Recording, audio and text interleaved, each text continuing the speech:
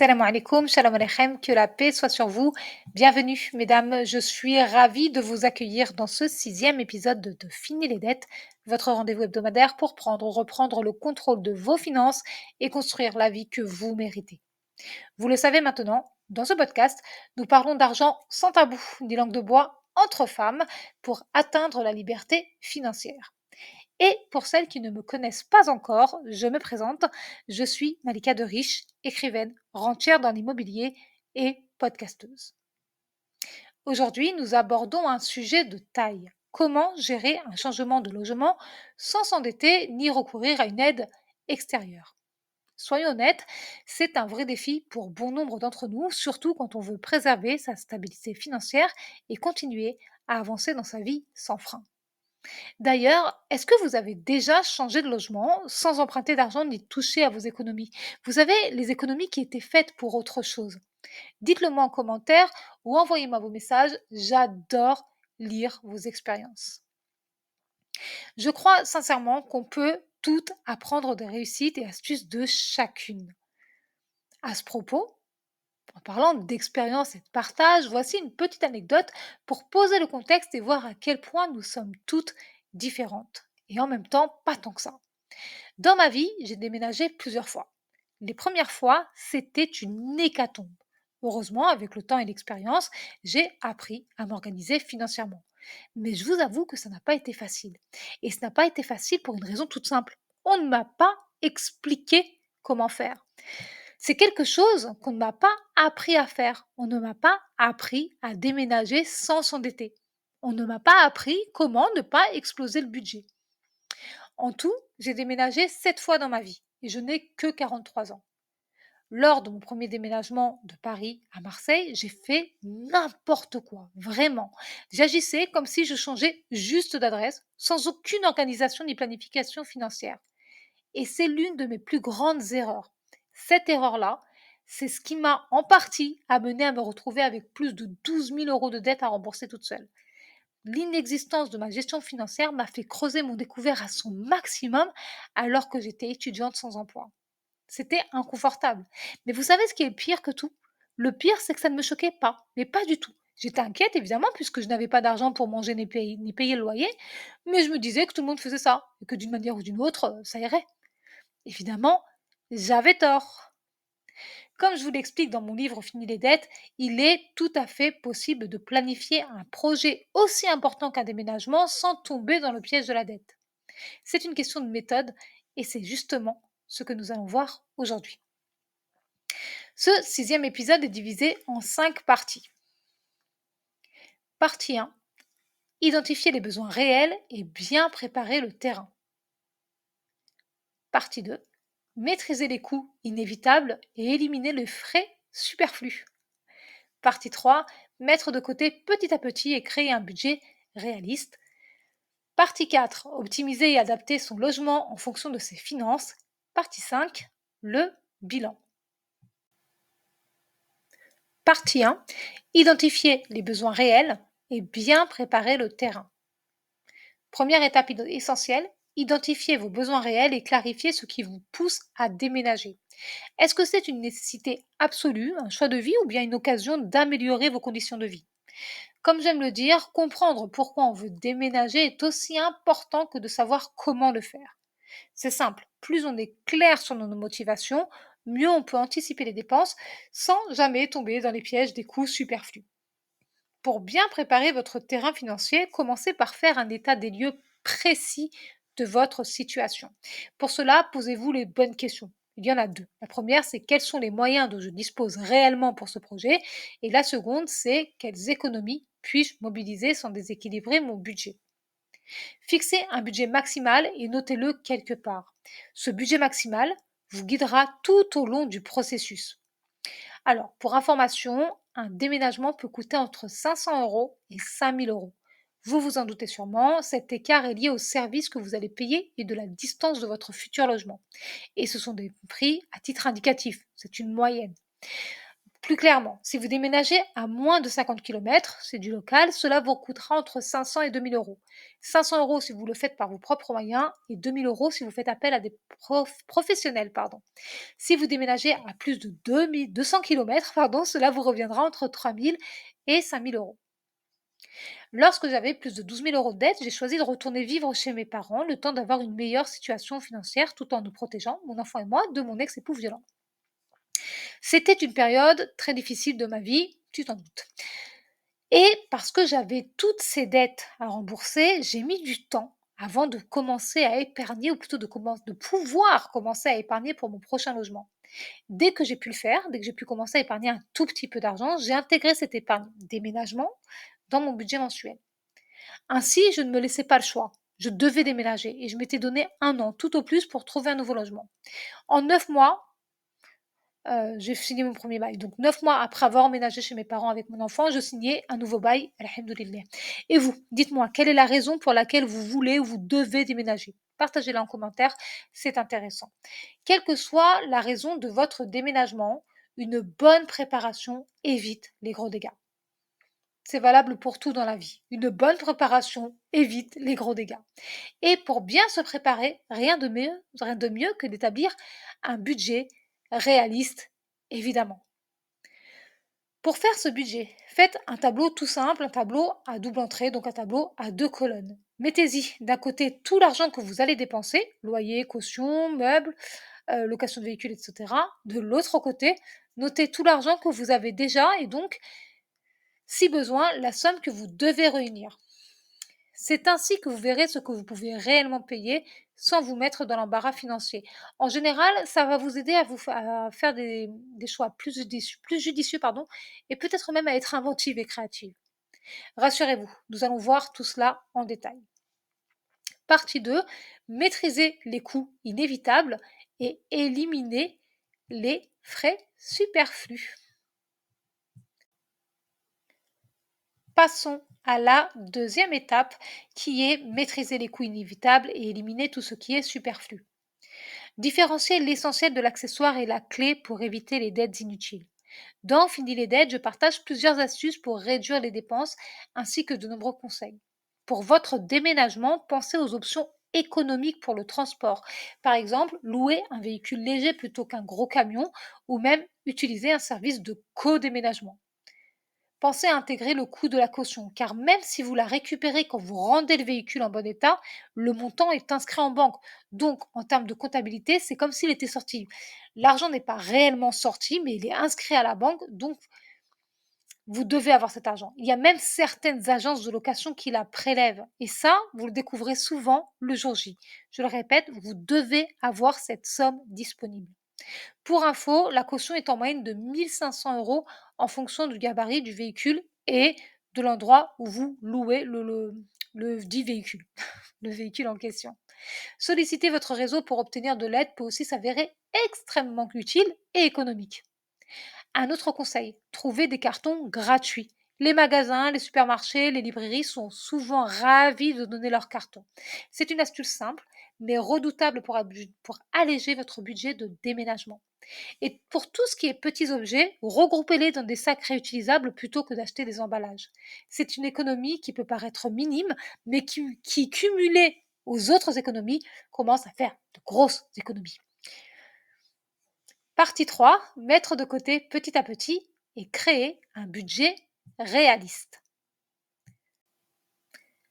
L'étape suivante est l'une de mes préférées, c'est l'anticipation. Si votre déménagement n'est pas pour demain, commencez à mettre de côté un petit montant chaque mois. Ce n'est pas la somme qui compte, mais la régularité. Vous pouvez par exemple consacrer un chiffre rond de vos revenus mensuels pour constituer un budget déménagement. C'est une méthode simple qui permet de ne pas toucher à vos économies. Et vous le savez, si vous avez écouté les précédents épisodes de ce podcast, même si je suis diplômée en comptabilité, je n'aime pas la gestion par pourcentage. Je trouve ça ridicule et disons-le clairement, nul. Je trouve que ça ne fait que compliquer les choses. Vous devez savoir combien d'argent vous disposez tous les mois, savoir combien il vous reste à la fin du mois et prélever une partie de ce reste pour l'intégrer dans votre épargne déménagement. Faites votre budget mensuel réaliste et voyez ce qu'il reste à la fin du mois. c'est ce que je viens de vous expliquer. De cette somme, prélevez-en une part que vous mettez en épargne pour votre projet déménagement. Ça peut être 20 euros, 100 euros par mois ou plus en fonction de vos revenus. Très important, vous devez faire en sorte que cette épargne mensuelle ne déstabilise jamais votre budget. Ça ne doit pas vous mettre dans le rouge ni creuser votre découvert. Et encore moins vous inciter à prendre un crédit pour déménager. Surtout pas. Ne prenez pas de crédit pour déménager, ne prenez pas de crédit tout court. Cette épargne déménagement, vous allez l'inscrire en charge fixe, en dépenses fixes tous les mois jusqu'à ce que vous ayez le montant nécessaire. Dans le livre Fini les dettes, je conseille aussi d'adapter votre budget de manière réaliste en fonction de vos moyens et pas de vos envies. Rappelez-vous que chaque euro économisé dans cette phase pourra vous servir pour des priorités plus importantes dans votre nouvel espace de vie, dans votre nouveau lieu de vie, comme les meubles ou les services indispensables. Partie 4. Optimiser et adapter son logement en fonction de ses finances. Là, il est temps de réfléchir à un logement qui soit réellement optimisé pour vous. C'est ce qu'on peut appeler le logement intelligent. Il ne s'agit pas seulement de choisir un lieu, mais de penser en fonction de ce qui va réduire les coûts sur le long terme. Et sincèrement, ça peut vous faire économiser une fortune sur le long terme. Pour la petite anecdote, oui, encore une, en 2019, j'ai déménagé avec ma famille en urgence. Pourquoi? Tout simplement parce que la drogue s'est littéralement installée sous nos fenêtres et que nous ne voulions pas vivre dans un tel environnement. Donc, j'ai écrit ce que je voulais et ce que je ne voulais pas, et plus du tout. Résultat, avec mon mari, nous avons beaucoup prié pour trouver une maison avec un jardin de 100 mètres carrés, un garage de 20 mètres carrés attenant, un WC juste à côté de la porte d'entrée, les chambres et la salle de bain à l'étage, etc. Il fallait aussi que la maison soit bien située, proche de la nature, et blablabla, et blablabla. Nous avons axé nos recherches sur ça. Et alhamdoulilah, c'est exactement ce pourquoi nous avons signé. Nous avons eu ce que nous avons demandé. Quelques mois après notre emménagement, devinez ce qui s'est passé. Oui, Covid-19, confinement. Franchement, on était tellement soulagés d'avoir un jardin. On sait à quel point avoir accès librement, je dis bien librement, à un extérieur peut améliorer le cadre de vie et la santé, n'est-ce pas? C'est d'ailleurs à cette période que je me suis lancée dans la création d'un potager familial qui m'a coûté la modique somme de 3 000 euros. Et économiser cet investissement dans un potager familial m'a fait économiser plusieurs centaines d'euros en légumes. Réfléchissez, est-ce que vous voulez un extérieur, un jardin ou pas du tout? Selon ce que vous désirez, dites-vous que ça a un coût direct sur le montant du loyer ou du prix d'achat. Pour moi, c'est aussi important que l'emplacement géographique du logement. Choisissez si possible un logement bien isolé pour économiser sur les factures d'énergie. Franchement, je regrette de ne pas avoir demandé plus d'infos au bailleur avant de signer. Parce que là, on vit dans une construction de 2008 et visiblement, rien n'a été fait depuis pour mieux isoler la maison. Je crois que c'est parce qu'on était dans l'urgence que je n'y ai pas pensé. Tout comme je n'ai pas pensé à vérifier la distance entre la maison et l'école, par exemple. Ce qui nous amène au point suivant. Pensez également à l'emplacement.